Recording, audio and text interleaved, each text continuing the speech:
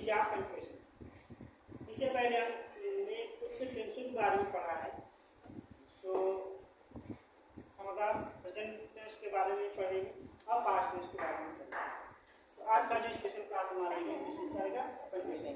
हम लोग क्या करते हैं, जब कभी भी कहीं भी इंग्लिश ट्रांसलेशन करते हैं तो कहीं ना कहीं हमें लगता है कि हमें इस पंक्चुएशन की जरूरत है, वो चीज़ हम छोड़ देते हैं। हमको उस चीज़ के बारे में जानकारी तो होती है, जानकारी होते हुए भी हम छोड़ देते हैं।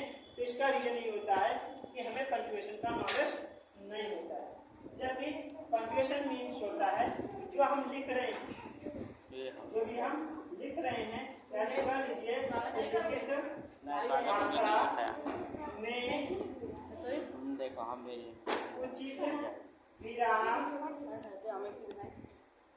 चिन्ह लगाना,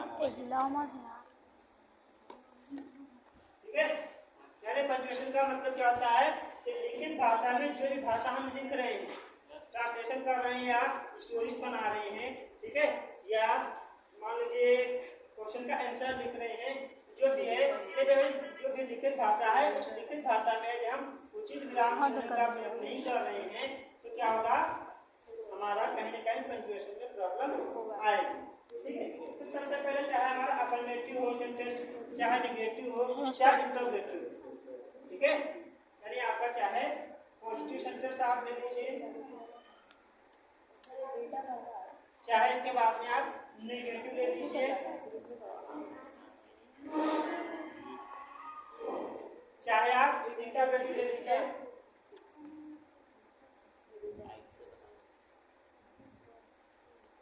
ठीक है। पॉजिटिव हो चाहे नेगेटिव चाहे इंटरोगेटिव। पॉजिटिव का मतलब होता है सकारात्मक,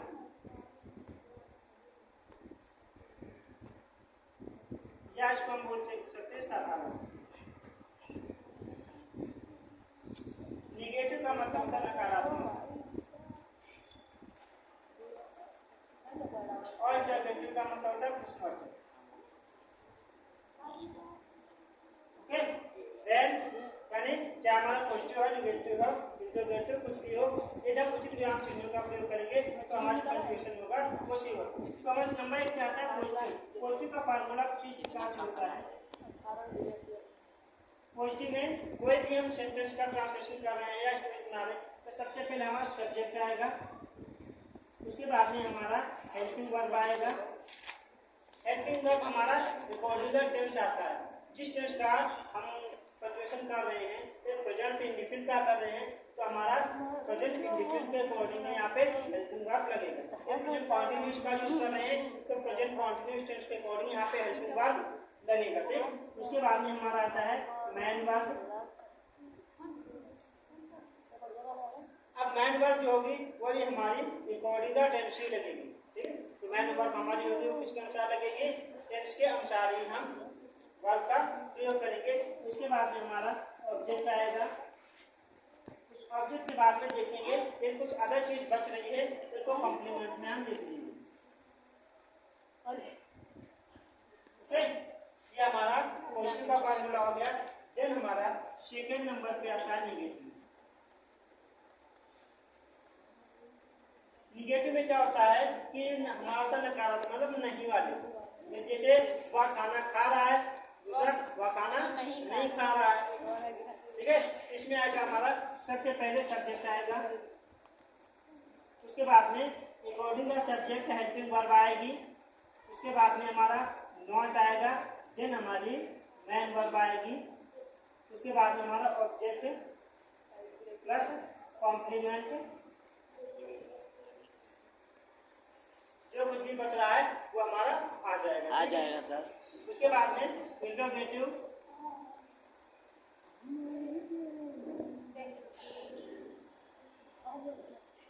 इंटरोगेटिव में हमारा पंक्चुएशन इंटरोगेटिव हमारे दो प्रकार के होते हैं, एक फर्स्ट टाइप एक सेकंड टाइप, यानी एक हेल्पिंग वर्ब टाइप एक क्वेश्चन वर्ब टाइप, ठीक है। तो सबसे पहले हम हेल्पिंग वर्ब टाइप बता देंगे आपको। सबसे पहले हम हेल्पिंग वर्ब लगाएंगे अकॉर्डिंग द सब्जेक्ट, सब्जेक्ट के अनुसार जो भी आएगा। उसके बाद में हम लगाएंगे आपका सब्जेक्ट, सब्जेक्ट के बाद में हमारा मैन वर्ब आएगा, ठीक है। मेन वर्ब के बाद में हमारा ऑब्जेक्ट आएगा, देन ऑब्जेक्ट के बाद में हमारा कॉम्प्लीमेंट आएगा, कॉम्प्लीमेंट आएगा। ठीक है,